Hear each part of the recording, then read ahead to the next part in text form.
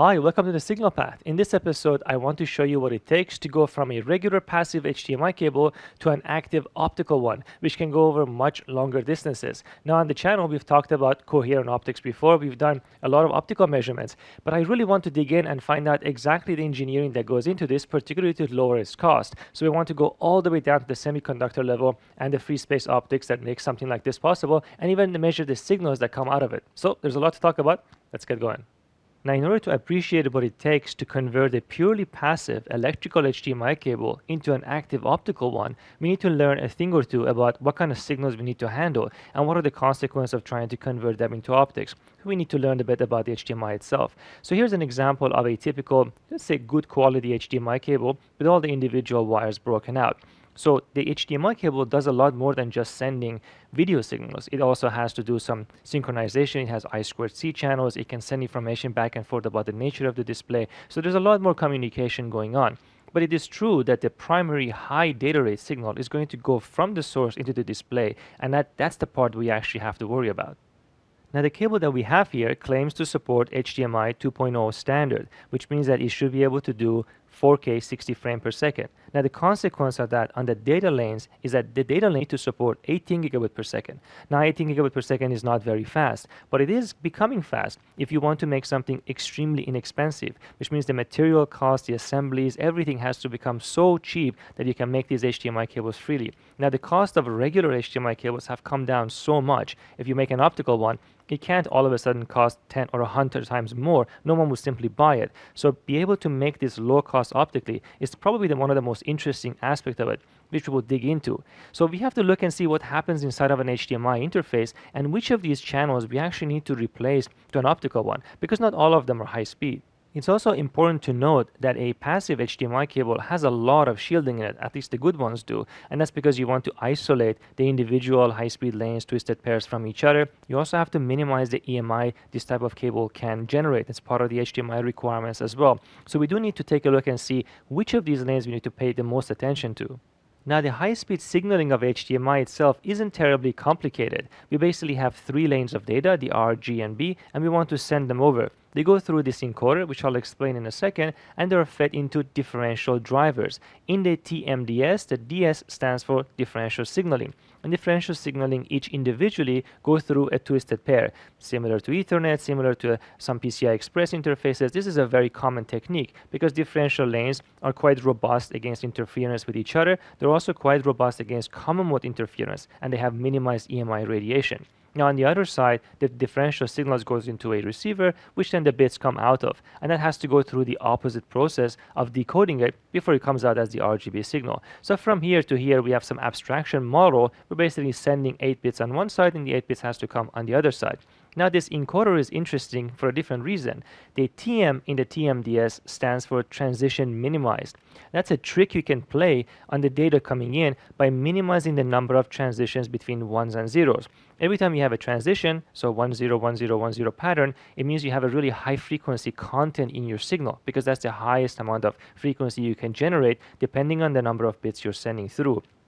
If you want to minimize that, you can encode it in such a way where you remove some of those transitions, therefore lowering the bandwidth requirements of your signal. And that's very helpful because the bandwidth limitation of this twisted pair will therefore not create as much ISI. But of course, nothing comes for free.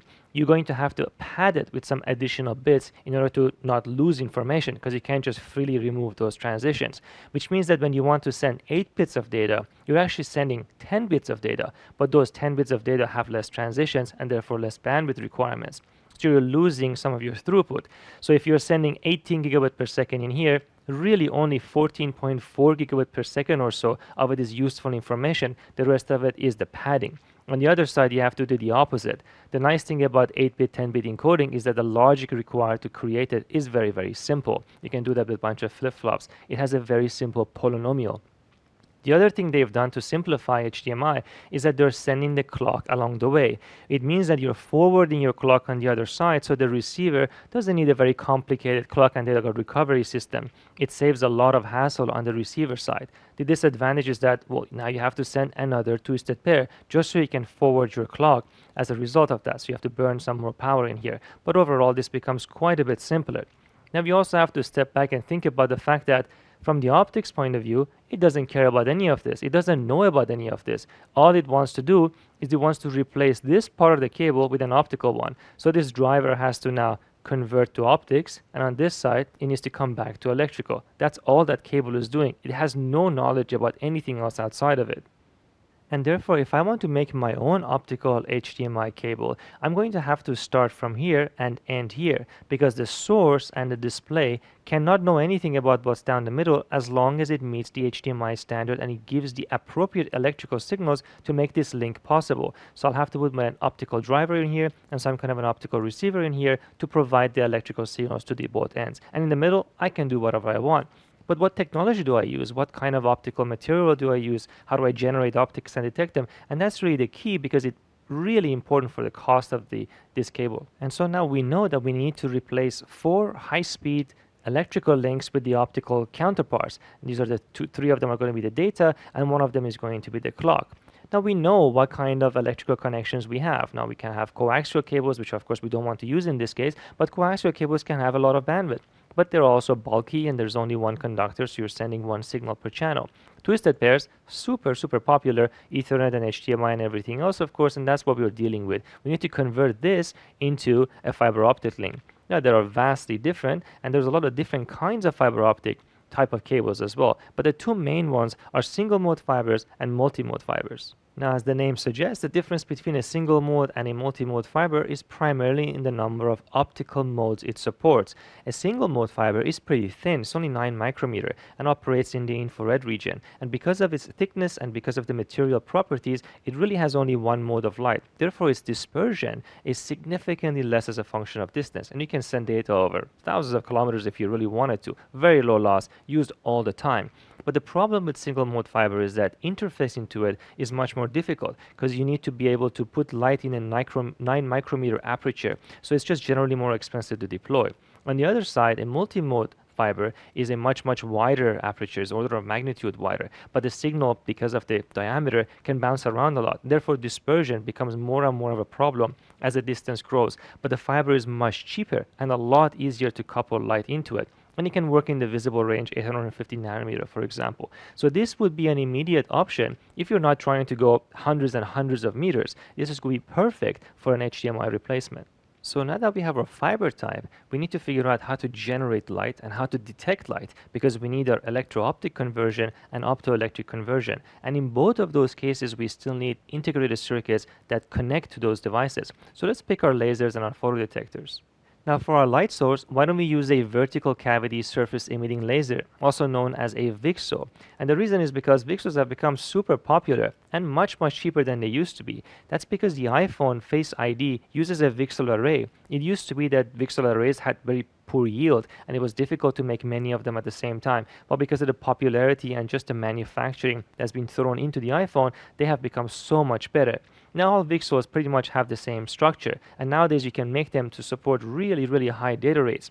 At the heart of it, there's going to be some semiconductor material that's going to produce the photons at the wavelength you want, just like any other semiconductor laser would. But then the structure is like a cake, layer by layer, built on top of each other using a distributed Briggs reflector array, which is a DBR. That means that you have a reflector dielectric sandwich, and we can control the spacing between these, and that's what a Briggs array is, in order to perfectly constructively add light at exactly the wavelength we're looking for and reject everything else. So the light bounces up and down because of the lambda/4 spacing, and only the wavelength that is supported by the semiconductor. And every time they go through there, they get amplified and so on. More and more photons are added, and then you begin lasing.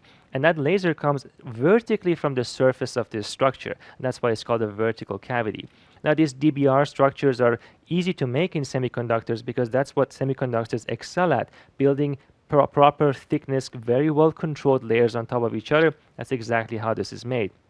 Now I'm guessing that this is what's inside of the cable. I actually haven't looked, so if I'm wrong, I'm going to have to come back and re-record this with whatever light source they're using, but this would be my choice if I were to make a cable like that. Now we also need to detect photons, and on the other side we need some kind of a photodetector, and for that we can use a PIN diode, which is just PIN semiconductor stack. And the nice thing about a PIN diode is that it's cheap and it can be made really easily, and you can also make it in such a way where the light enters vertically from the top into it. Now the process for that is quite straightforward, and you can make this, for example, out of gallium arsenide. When photons enter this intrinsic inner layer, they create electron hole pairs, and those will be attracted to the anode and cathode because you need to bias the anode and cathode, typically reverse bias them, so there's an electric field inside of this, and that pulls those electrons and holes away, and that means that a photon coming in translates into some current. So you can measure that current and amplify it, and there's your signal. So by turning the light on and off, you can actually get a signal on the other side. So it's all really nice and clever. I think these components will work well together. So this all sounds nice, but we still have some components we need to make. First of all, we need a driver to drive the VCSEL, and we need a transimpedance amplifier to get the signal from the PIN diode and amplify it.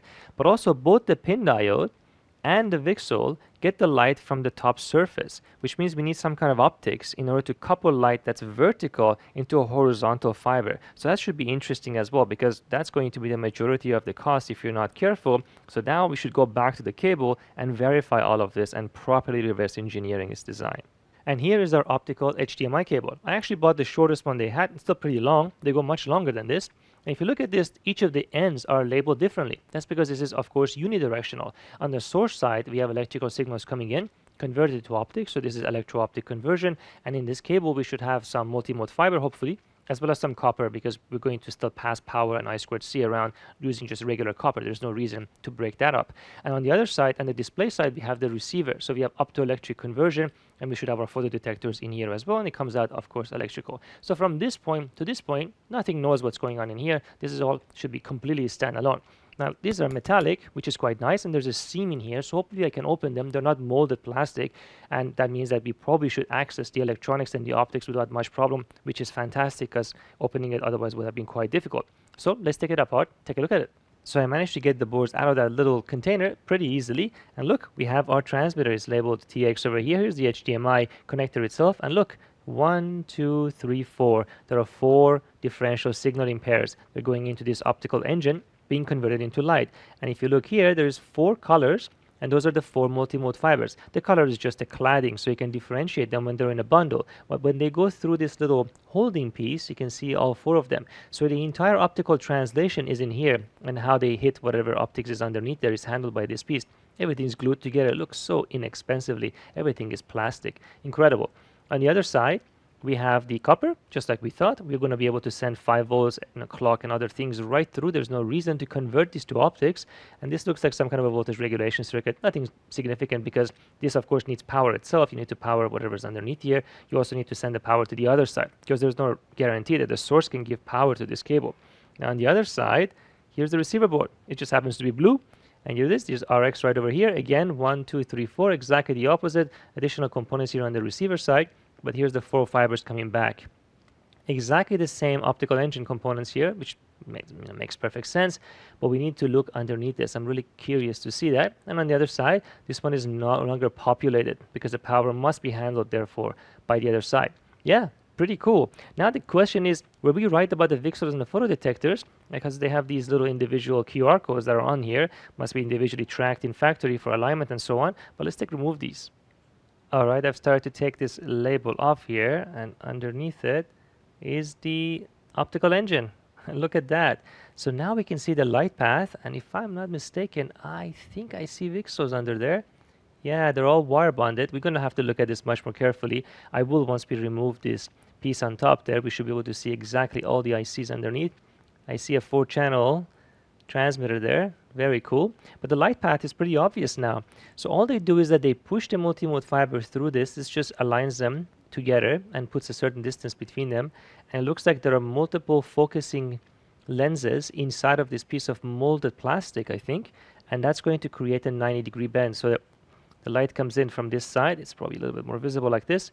Come over here, hits the surface, and goes straight down into the surface. Or I should say it's the other way around, because the VCSELs are going to create photons. They go up, bounce this way, and they go in through here. So the alignment is one time when this is entering this piece, and then when they align this on top of this PCB, because the location of it matters. These individual lenses have to be exactly on top of what I think are the VCSELs in there. Very cool and super simple. And it's exactly the opposite of that, but the same optics for the receiver. Here's the receiver. Look at that. Underneath it, there must be, you can see the 4 individual wires, the 4 pairs, I should say, coming from the photodetectors. And it's exactly the same optics. The engine is the same. The lens is on this side.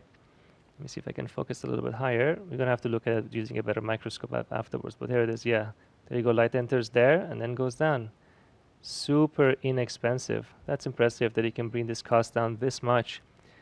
So this must be actively aligned because I don't see any other way. Pretty cool. Well, I don't want to completely take it apart yet because I want to turn it on and see if we see any of the 850 nanometer light. Now, of course, you shouldn't really see anything because any photon that doesn't go through the fiber is wasted. But nonetheless, we should hopefully be able to see something interesting. Well, let's plug it in. Now I'm looking at this trying to see if there is any indication where this could be passively aligned or is really actively aligned. I mean, active aligning is just more expensive because everything needs to be turned on and measured live. But if you look, there's 3 different glues here. So this part is clearly glued to this first. So now you have this entire optical plastic piece connected to this all. And then you align this with the VCSELs, and then its glue is applied afterwards, and then there's another layer of glue on top which just holds this for just mechanical rigidity and stability. So each of these 3 glues, and they're slightly different optical clarity, I think they serve a different purpose. There are some alignment marks and everything in here too, but you need to be really tight in alignment to those VCSELs. I think this is fairly relaxed because it self-aligns to these lenses, but the lenses of the VCSELs is a bit more tricky. In this case, these are photodetectors, but it's the exact same idea. And they want to make this as symmetric as possible because it makes the tooling and the alignment procedure very similar. Yeah, there's the AC coupling capacitors on this side. So yeah, I'm really curious now, but I think it would be really cool to see the dies underneath, and we should be able to see they look like it might be silicon germanium. But we'll find out when we look at it. Now, something else to keep in mind here is that optical confinement is absolutely critical because any photon that is exchanged between 2 of these fiber or goes from one VCSEL into the wrong side, that's going to be noise limitation on the receiver because that's just crosstalk at that point. So you have to be really careful. Even though these things are so close together, if you have a misalignment or if you have this lens not be able to confine the photons from one into this other fiber perfectly, is going to make mistakes. And the mistakes will be actually interesting to see because they're between the red, green, and blue channels. So you will see these bizarre artifacts in the picture if you're not careful. So yeah, even though it looks simple, remember now you have optical crosstalk problems, which you of course didn't have in a regular cable. You just had electrical crosstalk in that case. Even though on the transmitter is not so important, when it gets to the receiver, those photodetectors are going to amplify everything, and then you'll see every imperfection. So I've gone ahead and connected the HDMI, and there is live traffic going through the optical link. Now, even though the VCSELs are being modulated, there should be an average optical power coming out of them. 850 nanometer is outside of our visible range, unless at very, very high powers you really can't see anything. But if I put something in front of the light and block it, the camera certainly can see that wavelength. So here we go. I've zoomed in and I've turned the light down so we can see it. I'm going to put this piece of plastic in front of the optical lines and check it out. There they are. There's the 4 VCSEL lights. You can clearly see them reflect off. As soon as I block it, the HDMI signal disappears, so the display actually goes away. But if I remove it, it's going to come back after a few seconds once the synchronization happens again. But look at that. There's the individual 4 lanes. So indeed, there is VCSEL light coming out, and the angle in which this light bends towards the fiber is exactly like how we predicted by just looking at the physical structure.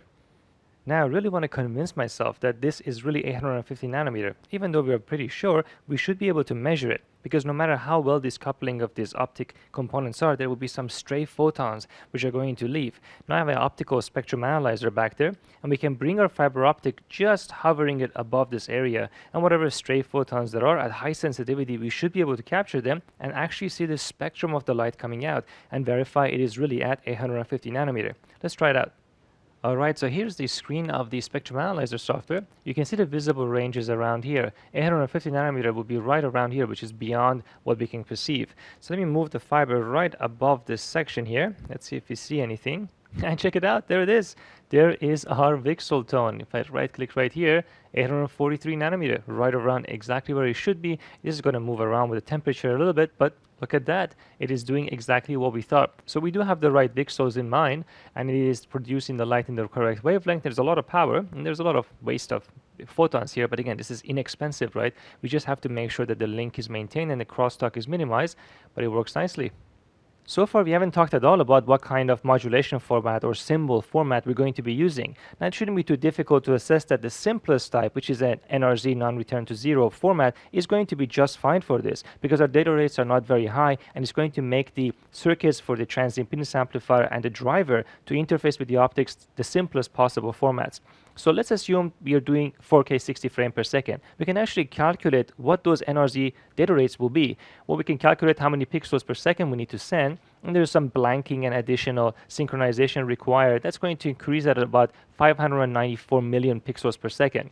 Now, each of those pixels is going to have a 24-bit color depth, but we're also using an 8-bit, 10-bit encoding. That's going to increase that to 30 bits per pixel. That's how many we need to send for each of those pixel information to get everything we want. If you multiply that out, well, you get that magic almost 18 gigabit per second number, which is in the HDMI standard for 4K 60 frames per second. But we have 3 lanes to do that on, which means each lane is just under 6 gigabit per second, which is perfect for just using NRZ, and it's going to make everything so much simpler.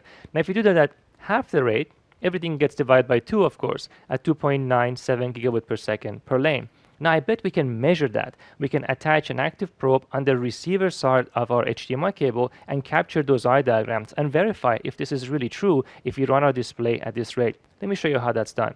And here is how we're going to capture the eye diagram on the receive side. I'm using the Tectronic's tri-state probe, which I've actually shown on this channel before, and I have soldered it onto one of the RGB channels, and we're measuring a differential signal. Now, this is on the receive side, which means this HDMI port right over here connects to a display.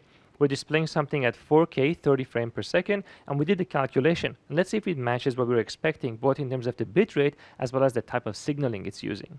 And the tri-state probe is, of course, connected to the Tectronic 6 series oscilloscope, which is an 8-channel oscilloscope. The nice thing about this particular model is that 2 of the channels can run at 10 gigahertz bandwidth, which means that we should be able to capture these eye diagrams without any issues. And here's the display of the oscilloscope, and here's our eye diagram. Now, you got to be very careful capturing this because there are blanking and other synchronization stuff that happens. You just want to capture a burst of the RGB data. Now, I don't know which channel this is. It could be any of the 3, but of course, it's not the clock channel. But here's our eye, and it's fairly open. You see a nice histogram, but does it match the data rate? So I'm running the display at 4K 30 frames per second, which is what this display just simply supports. I can put cursors on this, and use the cursors and measure the eye width, and look at that. 2.97 gigahertz. That's the bit rate that's coming through. So it matches our calculations perfectly. It matches the eye being an NRZ. This is clearly an NRZ eye diagram. And you can see the quality of the eye is pretty good. Remember, this eye is captured at the end of the electro-optic and optoelectric conversion. So this is basically after the signal has gone through an optical transmission and back into the electrical domain. And that's where we're capturing it. So everything works out. It's perfectly matching the theory. Now, anything else I want to do to those modules is going to be destructive now because I want to take them apart so we can look at them on the microscope. So we can't do any more measurements after this, but we'll get to see the secrets inside of the optical assembly. And here is the transmit receive module with all the cables and the plastic free space optics and all the covers, everything removed. So in this case, we can actually see the active circuitry underneath it, which are the VCSELs, the drivers, the TIAs, and the photodetectors. And we should be able to analyze them and take a closer look at them. I also removed all the components from the other side of the board, so these boards can lay flat under the microscope so we can see things as well as possible in the same focal plane. So let's start with the transmitter. And here's the active components inside of our optical HDMI cable. And you can see the differential lines directly coming from the source wire bonded to this IC, which is quite small, but it has 4 distinct identical lanes because it is driving on the other side a 1x4 VCSEL array. So just like we thought, indeed, it is using VCSELs. And the wire bond just makes it so much simpler, and it's just done on a basic PCB glued down. It couldn't make it any cheaper than that. Technically speaking, you could also flip chip this part of the circuit. It is possible, but it's just going to put more burden on the PCB requirements. So in this case, wire bonding is just simply cheaper. The frequency is so low, it's only 5 or 6 gigahertz. It doesn't make a difference anyway. But let me switch to dark field so we can take a look at how this wire bonding is attached. And in dark field, we can now lower the focus plane further. Again, we can see the lanes that everything is wire bonded on. So there's quite a bit of a height difference. And then they had to bend these around because it would have interfered with the other ground pads around here. So this is just simply to make sure that you can make it nice, simple wire bonding. This path is a little longer, but then the wire bond is a little shorter. So it all lines up and all the timing works out perfectly. Again, this is not very fast, but you don't see much of the features of the IC itself. I'm going to zoom in further. I'm also going to zoom in more so we can see how the actual VCSELs look like. Now, it's interesting that they are wire bonding to the both side of the VCSEL, meaning that they're either deriving the reference voltage on one side of the VCSEL from inside the chip, or they just thought it's just easier to do this. But technically speaking, you could bias all of them individually and separately, even though they're on the same piece of substrate. They're basically completely independent diodes, and you can bias them as you see fit. Let's take a closer look at some of these circuits. So here's a closer look at the transmitter IC. So on the left, we have differential lines coming in. There's 4 of these, and those differential lines go into the structure. At the beginning, there are some fairly large inductors. Could be part of a ESD matching network or just the input at the beginning of there, and then everything is differential anyway because the 2 signals are coming in at the same time. Now, because the frequency is low, they've covered the entire top of this with metal, either ground or VDD. It doesn't really matter. But they have left holes, and those differential lines can be seen going through the holes. You need those holes to just play with the capacitances a little bit. Otherwise, these transmission lines or whatever they're using is going to be quite difficult. So they had to open up this to reduce the overall parasitic on those lines. It's still fairly long, so there must be some circuitry in the middle underneath this, using this as a power and ground, which we cannot see. But at the very end of it, we do have a differential to single-ended conversion, but it's not just that, because you also need to bias the VCSEL. And the VCSEL is going to need a constant DC current through it, and you modulate that DC current in order to modulate the intensity of the light. And that's how you embed information in it. You're essentially turning it on and off in this case. And that is going on the other side, of course, to the photodetector. But yeah, we should zoom in a little bit more so we can see some of these structures, because there's a lot of layers, of course, and this still looks to me like a silicon germanium process. So we're zoomed in a little bit more now, and if you look, I'm focused on the top layer, and I can go slowly through the layers. So you can see now this inductor is in focus over here, so that's clearly a layer below, and then we can walk through all the layers underneath and see everything else. There's a lot of metal fill, so these little squares all around are just metal fill for density requirements, and that's because these structures are large and you can't leave them empty. It's still fairly empty if this is a SIGI process. It's not that surprising. You can see a bunch of metal fill here as well. Yeah, so this structure is interesting, and the 2 differential lines going from here to here, you can see these lines are basically going right through the entire thing, and we can follow it. And on the other side, we reach this part, and we can focus here a bit more, and that's where the differential lines eventually end up becoming single-ended. So this part is going to bias the VCSEL. Now looking at the other side, all the other VCSELs are also connected to this plane, it looks like. So one side of the VCSELs are all biased the same, and then individual biasing for each VCSEL is handled separately. That kind of makes sense. It's an easy way to do this. Again, these structures are not very fast, so it doesn't matter so much. You just want to make this as efficiently as possible. But if you look carefully in here, there is a lot of circuitry, so I say it's simple, but it does require some good engineering to make sure this is efficient and it works well. It's stable across temperature. This thing is going to get abused. It has to have very good ESD characteristic, so no wonder it's got all these different structures. That's one of the reasons why I thought that this part of the cable input, which is where the user can touch, probably could need some good ESD protection, and that might be part of it, or input matching at the same time. But yeah, pretty interesting. Let's take a look at the VCSELs. And here are our VCSELs. I've always really liked how VCSELs look under the microscope. They're not as planar as they may seem, and they create these really interesting patterns and colors. And the other cool thing is that these VCSELs all seem to be numbered. So this is 129, this is 130, and the 2 below are 131 and 132. And everything here is 209. I think this is just XY coordinates. They probably make this on a really big wafer, and they just cut them, and each individual one is labeled and marked, and perhaps for tracking them and characterizing them. Pretty cool. I didn't realize that it would individually mark them. Now we can go through the layers a little bit, and we can see the anode and the cathode connections. There you go. You can see one of them is quite a bit higher than the other one, and the light comes out right down the middle. Very cool. Yeah, VCSELs are very beautiful structures. They're tiny, of course, but you can see the big wire bonds here from here and here coming out. So the entire light is produced, the laser is produced in here, and I show you the cross section of this structure. So now hopefully you can appreciate how the light comes out and how the wiring is done. More modern VCSELs and perhaps high frequency ones have a lot of delicate engineering that goes into them to make them faster, so you can turn these photons on and off as fast as possible, and that's pretty interesting. We can actually go down a little bit too. There you go. You can see the other two are definitely different numbers. We can focus again through them. Now we should be able to also look at it with DIC, with different interference microscopy technique, and let's see what that looks like. Now in this microscopy technique, you can see some of the imperfections of how this is built. across different layers and how everything just works. I mean, imagine how much the yield of something like this has improved over the years because of the different technologies that now use VCSEL arrays, where we can really take a close look at their structure. And here's the receiver IC. So now the signal flow is the other way around. We have the photodetectors entering on this side, and then we have a differential signal leaving. So this has an additional complication because it has a single-ended input from the photodetector, which then needs to be converted to a differential signal. At least I think it's single-ended because it looks like all the photodetectors, one side of them are all connected together. So that must be the biasing side, whatever they're using. And on the other side, it goes into this structure. Interestingly enough, the same inductor structure at the input is present. So either EST towards the diode is required, the photodetector diode, or it may just be some input matching again. But either way, the signal is differential almost immediately. So either there's a dummy path, then slowly becomes fully differential and limiting amplifiers, or there is something inside of this which we cannot see, which may be having some common mode rejection to create a differential signal. But similarly, you can see the two transmission lines with holes in the top metal. This one now has some vertical biasing going through it. And then the differential lines then come out. Yeah, we should zoom in here too. And here's our structure again. You can clearly see very similar to the other one. And the differential lines again with holes at the top, as we were talking about, going this way, and then differential lines coming out. So if you look over here, this is the input of the photodetector. So yeah, there's some conversion here, or this is just part of a dummy path which then slowly gets converted. But all you need is limiting amplifiers in this case. So you have a TIA potentially and a limiting amplifier. Pretty simple at 6 gigahertz, but it will work quite nicely. Just have to make a low power. A lot of bias lines going through. You can see that the PCB is not planar, so it doesn't focus exactly everywhere at once. But yeah, it looks good. Let's take a look at the photodetectors.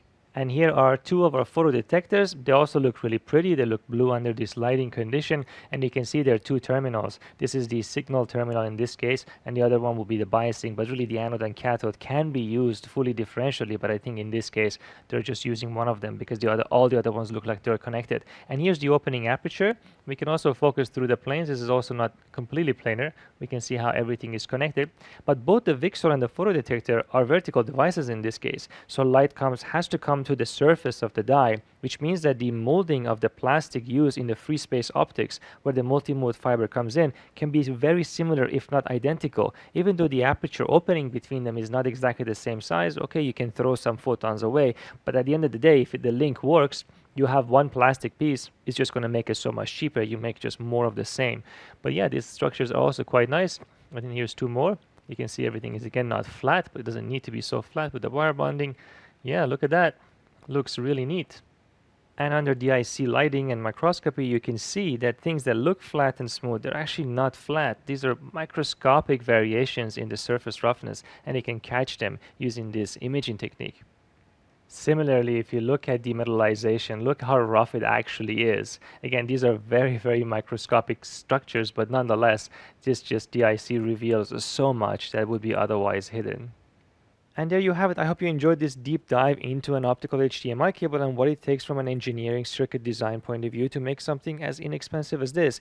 Now, the field of interconnect is huge and perhaps more important than it's ever been, not just for optical but also for copper. And there are so many optical technologies. We've talked about some of them on the channel, from coherent to PON to direct detection, of course VCSEL-based, DFB lasers, you name it, and silicon photonics even. So we have covered some ground here, but I really wanted to dive in and look at this from end to end.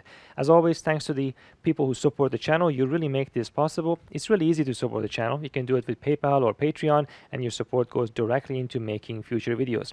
Let me know what you think in the comment section. I'll see you next time.